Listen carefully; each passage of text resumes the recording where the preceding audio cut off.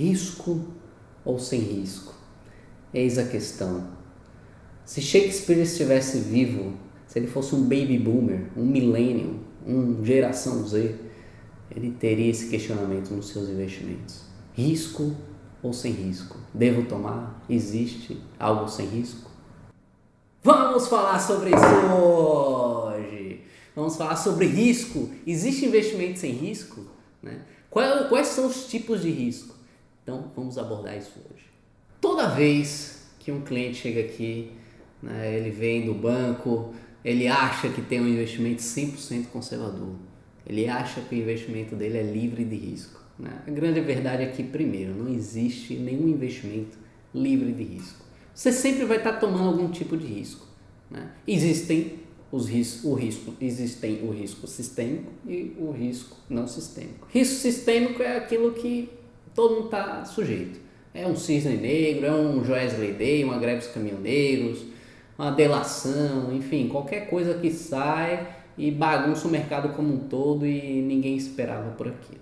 Né? Não tem como prever. Tá? Hoje vamos falar sobre os riscos não sistêmicos, tá? Que é os riscos que podem ser de alguma maneira previstos. Primeiro tipo de risco que falaremos hoje, né, risco não sistêmico, é o risco de crédito, que talvez seja o risco mais perceptível, né, pelas pessoas, que é o risco de calote. É o risco de eu investir em algo e eu não ter um retorno, né? Esse dinheiro sumir. Alguma coisa para quem eu emprestei dinheiro quebrar, me dar um calote, atrasar pagamentos, né? Então o nome desse risco é risco de crédito, tá? Como é que funciona o risco de crédito? Eu tenho que olhar quais as condições, a saúde financeira, seja do banco, seja da empresa para a qual eu estou emprestando meu dinheiro, e avaliar qual é o risco de crédito daquele investimento. Geralmente, o principal indicador que a gente vai utilizar para analisar o risco de crédito é o tal do rating.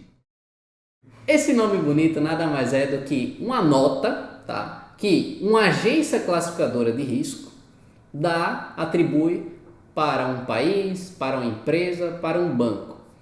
Então a gente tem, né, a escala mais comum, né, de risco é aquela que a gente ouve de vez em quando falar que o risco dos Estados Unidos, do governo americano é AAA, né, 3 A's, AAA. Significa que é praticamente nula a chance do governo americano me dar um calote. Tá? Então, quando a gente tem um rating AAA, né, que é o AAA, é a melhor nota possível de se ter, seja uma empresa, um país ou uma ação, um banco e por aí vai. Então, é a nota máxima de classificação.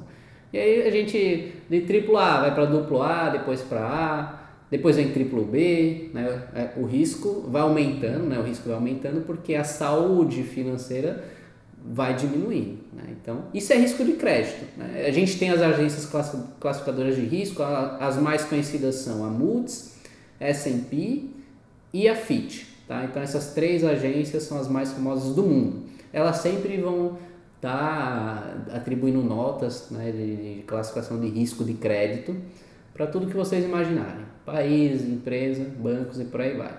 Segundo tipo de risco, risco de liquidez. Né? O que é o risco de liquidez? Liquidez é a facilidade que eu tenho de transformar um investimento em dinheiro. Né? Então, é reaver aquele investimento, fazer um resgate, né? O dinheiro voltar para mim de alguma forma. Tá? Então, quanto maior a liquidez, né, significa que eu tenho mais facilidade de resgate daquela aplicação. É um outro tipo de risco. Por exemplo, vou investir numa ação small caps de uma empresa pequenininha que ninguém conhece. A liquidez dessa ação é muito baixa, porque ela é pouco negociada. Então você tem um risco maior de liquidez nessa empresa, porque ela tem poucas negociações e de repente, se você investir uma grande quantia nela, você tem dificuldades de vender pelo preço que está mostrando ali na tela. Você vai ter que vender por preços bem inferiores para buscar compradores interessados. Isso é um risco bastante importante quando se fala, por exemplo, de investimento em ações. Então, liquidez, o risco de liquidez nada mais é do que a facilidade de resgate. Terceiro tipo de risco, risco de mercado.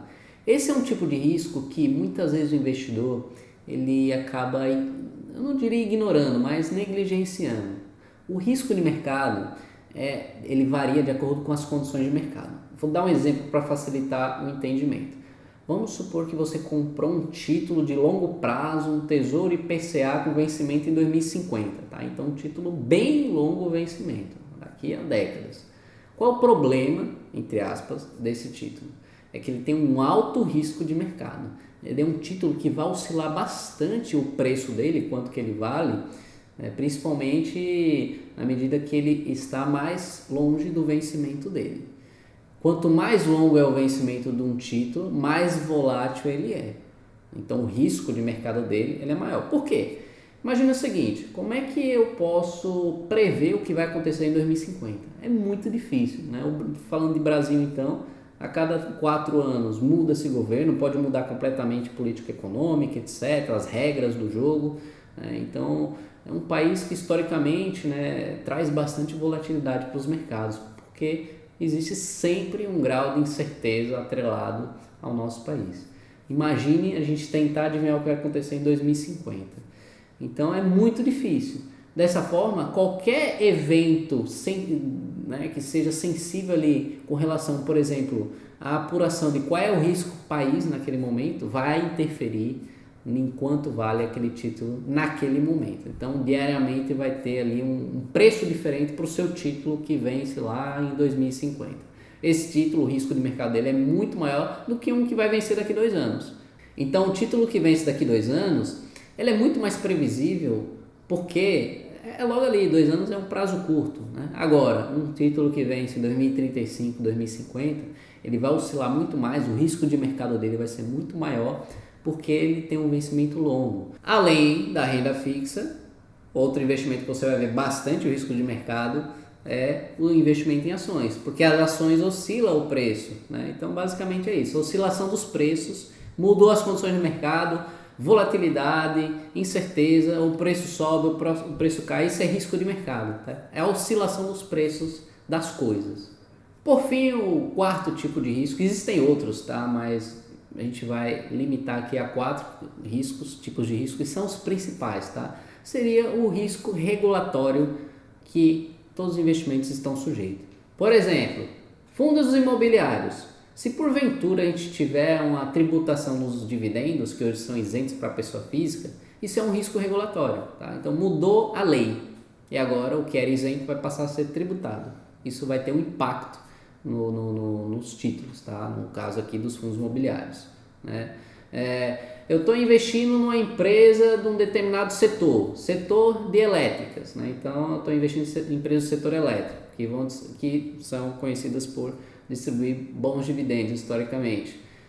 Mesma coisa, se dividendos passa a ser tributado, né? Então empresas boas pagadoras de dividendos acabam que vão ser impactadas por esse tipo de medida, né? Tributação dos dividendos, né? Empresas que pagam dividendos vai diminuir o seu rendimento, porque agora sobre esse rendimento incidiria um percentual ali para recolher de imposto de renda, tá? Então esse é um tipo de risco regulatório, que é mudança nas regras do jogo. Mudou a lei, o que era isento agora vai ter que ser tributado. Então isso é um tipo de risco que os negócios estão sujeitos. Então é isso, pessoal. Riscos, existem diversos tipos de riscos, nenhum tipo de investimento não tem risco. Todo investimento que você faça tem um tipo de risco, seja um risco de crédito, risco de mercado, risco de regulação, enfim, qualquer investimento que você faça vai ter sempre um risco atribuído. Naturalmente, alguns investimentos vão ter um risco, alguns tipos de risco bem reduzidos e outros bem elevados. Então você tem que pesar sempre isso, e aí você pode consultar o seu assessor de investimentos, que vai facilitar, né, vai te auxiliar em elucidar quais são os riscos que você está predisposto a correr e dessa forma equilibrar sua expectativa, seus objetivos e enquadrar isso dentro de uma carteira de investimentos que vai ter determinados tipos de risco que vão se adequar ao seu perfil. Ok, pessoal? Demais dúvidas podem enviar para nós através das nossas redes sociais, que teremos um imenso prazer em respondê-las. Então é isso, fico por aqui e até a próxima.